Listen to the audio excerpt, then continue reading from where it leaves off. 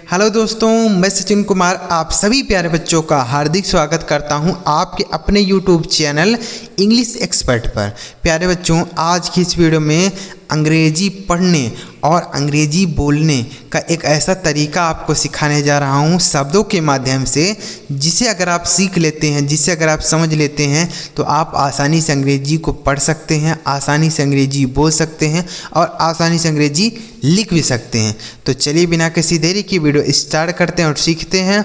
अगर आपको यह वीडियो पसंद आए तो लाइक करना है, और अगर आप चैनल पर पहली बार हैं, सब्सक्राइब नहीं किए तो चैनल को सब्सक्राइब करके बेल आइकन को भी दबा लेना है। चलिए देखते हैं बच्चों। देखिएगा यहाँ पर लिखा है अंग्रेजी सीखना है, तो ये शब्द याद कर लीजिए बच्चों। जो चीज़ आपको सिखाने जा रहा हूँ ना, यह आपको कोई नहीं सिखाया होगा। ध्यान से देखिए क्या है, क्या चीज़ है। देखिए लिखा गया है THAT और HE। आप कहेंगे सर ये सब चीज़ें तो हमें पता है। बच्चों बिल्कुल पता है, लेकिन जो तरीका मैं आपको बताने जा रहा हूँ वह चीज़ देखिए ना क्या चीज़ है। देखिए लिखा है THAT और HE, तो इन दोनों को हम एक साथ पढ़ेंगे ना तो ज़्यादा अच्छा रहेगा। ठीक है बच्चों, देखिए इसको हम क्या पढ़ते हैं, THAT इसे पढ़ा जाता है दैट, THAT इसे पढ़ते हैं दैट, और HE इसे पढ़ते हैं ही। क्या पढ़ते हैं मेरे भाई, ही। अब यहाँ पर जो ज़बरदस्त चीज़ आपको बताने जा रहा हूँ वही चीज़ है बच्चों। देखिए इस दैट का मतलब होता है वह है। क्या होता है मेरे भाई, वह है। और इस ही का मतलब भी होता है वह है। ये देखिए क्या चीज़ है सर। देखिए दोनों का मीनिंग एक ही है। ये क्या चीज़ है सर, बिल्कुल बच्चों इन दोनों का मीनिंग एक ही होता है, लेकिन इनका प्रयोग जो होता है वह अलग अलग जगह होता है। ठीक है, तो इस दैट का मतलब भी वह होता है और इस ही का मतलब भी वह होता है। दैट का प्रयोग होता है किसी वस्तु की तरफ संकेत करने के लिए हम दैट का यूज़ करते हैं। जैसे वह मेरी कार है, दैट इज़ माई कार। वह मेरा घर है, दैट इज़ माई हाउस। वह मेरा फ़ोन है, दैट इज़ माई फ़ोन है। इस तरीके का सेंटेंस बनाएंगे दैट से। और ही का प्रयोग होता है किसी पुरुष के बारे में बोलने के लिए। किसके बारे में बोलने के लिए, पुरुष। जैसे ही इज़ माई फ्रेंड, वह मेरा मित्र है। ही इज़ माई ब्रदर, वह मेरा भाई है। ही इज़ माई फादर, वह मेरे पिताजी हैं। तो ही का मतलब वह हो गया। समझ में आया? अच्छा चीज़ लगा ना कि नहीं लगा, बताइएगा आप हमें कमेंट करके। यह चीज़ आपको कोई बताया है, नहीं बताया? तो दोनों का मीनिंग यहाँ पे सेम होता है, लेकिन इनका अलग अलग जगह यूज होता है। समझ में आ गया? चलिए अगला देखते हैं। अगला लिखा NO, इसे पढ़ते हैं नो, और NOT इसे हम नॉट पढ़ते हैं। ठीक, दोनों को क्या पढ़ेंगे, इसे नो पढ़ेंगे और इसे नॉट पढ़ेंगे, लेकिन दोनों का मीनिंग एक ही होगा। क्या होगा सर, इस नो का मतलब भी होता है नहीं, नो का मतलब भी नहीं होता है, और इस नॉट का मतलब भी नहीं होता। ये देखिए कितना ही मज़ेदार चीज़ है सर। दोनों का मतलब एक ही है, लेकिन अलग अलग जगह होगा यूज। जैसे अगर आपको नो का प्रयोग करना है तो आपसे अगर किसी ने पूछा, कोई भी चीज़ पूछा, तो आप एक शब्द में बोल सकते हैं नो। क्या बोल सकते हैं, नो। जैसे आपसे पूछा गया कि क्या आप खाना खाएंगे, तो आप एक शब्द में बोल सकते हैं नो। और अगर आप पूरा सेंटेंस बोलना चाहते हैं तो आप नॉट का यूज़ करके बोलेंगे। ठीक है, जैसे I will not eat food, मैं खाना नहीं खाऊंगा। ठीक, तो आप अगर नो बोलेंगे तो पूरा सेंटेंस आपको बोलने की ज़रूरत नहीं है, और अगर नॉट बोलेंगे तो पूरा सेंटेंस बोलना होगा। ठीक है, तो ऐसे आप इन्हें यूज़ करेंगे। अगला लिखा है ON, और यहाँ पे लिखा है AT8, तो इसे हम पढ़ते हैं बच्चों ऑन। क्या पढ़ते हैं, ऑन, और इसे क्या पढ़ते हैं, 8। ठीक है, अब इस ऑन का मतलब होता है बच्चों पर। क्या होता है, पर। और 8 का मतलब भी होता है पर। क्या होता है, पर। दोनों का मीनिंग वही होता है, बिल्कुल बच्चों दोनों का मीनिंग वही होता है, लेकिन इनका अलग अलग तरीके से प्रयोग होता है। जैसे कोई चीज़ अगर किसी चीज़ के ऊपर है तो हम ऑन बोलते हैं। जैसे the book is on the table, पुस्तक मेज पर है। The book is on the table, पुस्तक मेज पर है।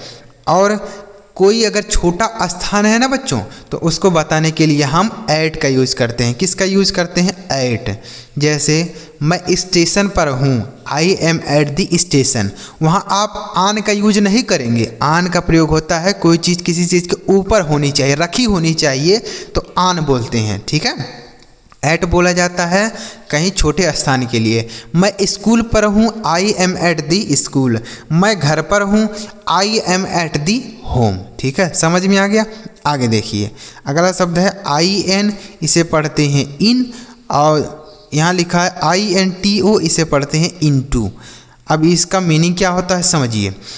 इन मतलब होता है बच्चों में, और इस इनटू का मतलब भी होता है में। दोनों का मीनिंग वही होता है, लेकिन प्रयोग अलग अलग तरीके से होता है। तो सारे शब्द जो हैं बच्चों एक ही जैसे हैं। देखिए ये दोनों एक जैसे हैं और ये दोनों एक जैसे नहीं हैं, लेकिन इनका मीनिंग सेम होता है। ठीक है, तो यहाँ पर इन दोनों का मीनिंग क्या हो गया, सेम हो गया, लेकिन इनका प्रयोग अलग अलग जगह होगा। क्या होगा सर, देखिएगा। तो बच्चों इस इन का प्रयोग होता है अगर कोई चीज़ किसी चीज़ के अंदर है पहले से, तो हम इन बोलेंगे। जैसे I am in the room, I am in the school, I am in the house, I am in the water. मैं पानी में हूँ, मैं घर में हूँ, मैं कमरे में हूँ, कहीं भी आप हैं तो आप इन बोलेंगे। लेकिन अगर आप कमरे में जा रहे हैं, स्कूल में जा रहे हैं, या पानी में कूद रहे हैं तो इनटू बोलेंगे। मतलब आपके अंदर गति होनी चाहिए। ठीक है, गति होगी तो बोलेंगे इनटू। जैसे आई जंप्ड इनटू द रिवर, मैं नदी में कूदा। आई जंप्ड इनटू द रिवर, मैं नदी में कूदा। ठीक है, आई गो इनटू द रूम, मैं कमरे में गया। ठीक है, ऐसे बोलेंगे। तो इनटू का मतलब भी में और इन का मतलब भी में। समझ में आ रहा कि नहीं आ रहा बच्चों, एक बार कमेंट करके आप हमें बताइएगा। अगला शब्द है बी यू टी और वाई ई टी। तो बी यू टी इसे पढ़ते हैं बट, और वाई ई टी इसे पढ़ते हैं येट। दोनों को क्या पढ़ेंगे, पहले वाले को बट और इसको एट। बट मतलब होता है बच्चों लेकिन, क्या होता है, लेकिन होता है। ठीक है, और इस एट का मतलब भी लेकिन होता है। तो दोनों का आप यूज कर सकते हैं, जहाँ पे चाहे वैसा यूज कर सकते हैं। ठीक है, आगे लिखा है आई टी, इसे पढ़ते हैं इट, और टी एच आई एस इसे पढ़ते हैं दिस। ठीक है, अब देखिए इट का मतलब होता है यह, और दिस का मतलब भी होता है यह, दिस का मतलब भी यह होता है। ठीक है, दोनों का मीनिंग सेम है, लेकिन अलग अलग जगह यूज होगा। जैसे इट इज़ अ पेन, यह एक पेन है। इट इज़ अ मोबाइल, यह एक मोबाइल है। इट इज़ अ कंप्यूटर, यह एक कंप्यूटर है। तो इट का प्रयोग निर्जीव चीज़ के लिए होता है। ठीक है, और इस दिस का प्रयोग जो होता है बच्चों, वह किसी वस्तु की तरफ संकेत करने के लिए होता है। जैसे this is my car, this is my phone, this is my computer, this is my bike, ऐसे। ठीक है, तो किसी की तरफ इशारा करने के लिए, मतलब संकेत करने के लिए हम दिस का यूज़ करेंगे। अगला शब्द है टी ओ, इसे पढ़ते हैं टू, और एफ आर ओ एम इसे पढ़ेंगे फ्रॉम। क्या पढ़ेंगे, फ्रॉम। देखिए टू का मतलब होता है से, और फ्रॉम का मतलब भी होता है से। दोनों का सेम मीनिंग है। ठीक है, टू का प्रयोग होता है किसी स्थान से जुड़ने के लिए हम टू बोलते हैं। जैसे मैं स्कूल जाता हूँ, तो मतलब आप स्कूल से जुड़ रहे हैं ना, तो टू बोलेंगे। आई गो टू स्कूल, मैं स्कूल जाता हूँ। मैं स्कूल से आता हूँ, तो आप बोलेंगे I come from school, I come from school. यानी अगर आप स्कूल से आ रहे हैं तो कम बोलेंगे, और स्कूल जा रहे हैं तो टू बोलेंगे। मतलब किसी स्थान से बिछड़ने के लिए हम फ्रॉम का यूज़ करेंगे, और किसी स्थान पर जुड़ने के लिए हम टू का यूज़ करेंगे। आगे लिखा बी वाई और टी एच ई एन। तो बी वाई इसे पढ़ते हैं बाई, बाई क्या पढ़ते हैं, बाई। बाई का मतलब क्या होता है, से। और इसे पढ़ते हैं दैन। दैन का मतलब भी होता है बच्चों से। क्या होता है, से। दोनों का मीनिंग वही है। दैन का मतलब भी से, अब बाई का मतलब भी से। देखिए बाई का प्रयोग होता है बच्चों किसी साधन के लिए। जैसे मैं कार से घर गया, I went home by car. मैं बाइक से घर गया, I went home by bike. ठीक है, तो बाई हो गया। और देन का प्रयोग होता है बच्चों किसी से तुलना करने के लिए। जैसे वह मुझसे मोटा है, he is fatter than me. वह मुझसे पतला है, he is thinner than me. वह मुझसे बड़ा है, he is bigger than me. ऐसे बोलेंगे। ठीक है, तो देन का प्रयोग तुलना करने के लिए, और बाई का प्रयोग साधन के लिए होता है। आगे लिखा टी एच ई वाई और T H A T. THEY इसे पढ़ते हैं दे। दे दे का मतलब क्या होता है बच्चों? वे। क्या होता है? वे होता है। ठीक है, दे का मतलब वे। और दैट यहाँ पे है, दैट का मतलब होता है वह। दैट का तो हमने बता दिया ना, दैट मतलब होता है वे, वह होता है, इसका हमने बता दिया। ठीक है, दे मतलब वे। जैसे दे आर माई फ्रेंड, वे सब मेरे मित्र हैं, तो दे का मतलब होता है वे सब। दे आर माई फ्रेंड, वे सब मेरे मित्र हैं, तो दे मतलब वे। आगे लिखा है, दैट का तो हमने बता दिया, दैट मतलब वह होता है। आगे लिखा है WHO और WHICH, तो WHO इसे पढ़ते हैं हु। क्या पढ़ते हैं? हु। और WHICH इसे पढ़ते हैं विच। क्या पढ़ते हैं? विच। विच। हु मतलब होता है बच्चों कौन। क्या होता है? कौन। और विच का मतलब भी होता है कौन या कौन सा बोल सकते हैं। ठीक है, विच। विच का मतलब भी होता है कौन या कौन सा। ठीक, इसका प्रयोग होता है बच्चों, हु का प्रयोग होता है किसी व्यक्ति के लिए होता है। जैसे हु आर यू, आप कौन है। हु आर यू, आप कौन है। ठीक है, तो हु का प्रयोग व्यक्ति के लिए होता है। और इस विच का प्रयोग वस्तु के लिए होता है। जैसे विच इज़ योर मोबाइल, तुम्हारा मोबाइल कौन सा है। विच इज़ योर बाइक, तुम्हारा बाइक कौन सा है।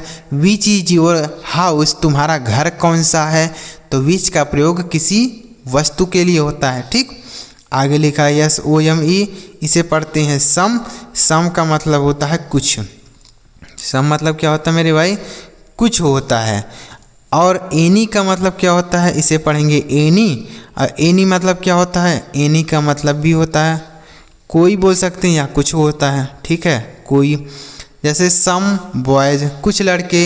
एनी बॉयज़ यानी कुछ लड़के, ऐसे बोलेंगे। ठीक है, तो सम का मतलब भी कुछ और एनी का मतलब भी कुछ होता है। तो उम्मीद कर रहा हूँ बच्चों जो चीज़ आज की इस वीडियो में आपको सिखाया वह बहुत ही ज़बरदस्त आपको लगा होगा। लगा कि नहीं लगा बच्चों? आपको यह कोई चीज़ सिखाया है? नहीं सिखाया ना, तो गारंटी है आप इस वीडियो को लाइक करेंगे। और चैनल सब्सक्राइब नहीं किया तो कर लीजिएगा, क्योंकि हमारे चैनल पर अंग्रेजी की ऐसी वीडियो रोज़ आती रहती है जिससे आप अपनी अंग्रेजी को इम्प्रूव कर सकते हैं। नए नए तरीके से अंग्रेजी आप पढ़ सकते हैं, सीख सकते हैं। तो इसके लिए चैनल को सब्सक्राइब करके बेल आइकन को ज़रूर दबाइएगा। चलिए मिलते हैं प्यारे बच्चों के लिए वीडियो में किसी नए टॉपिक के साथ। वीडियो देखने के लिए आपका बहुत बहुत धन्यवाद।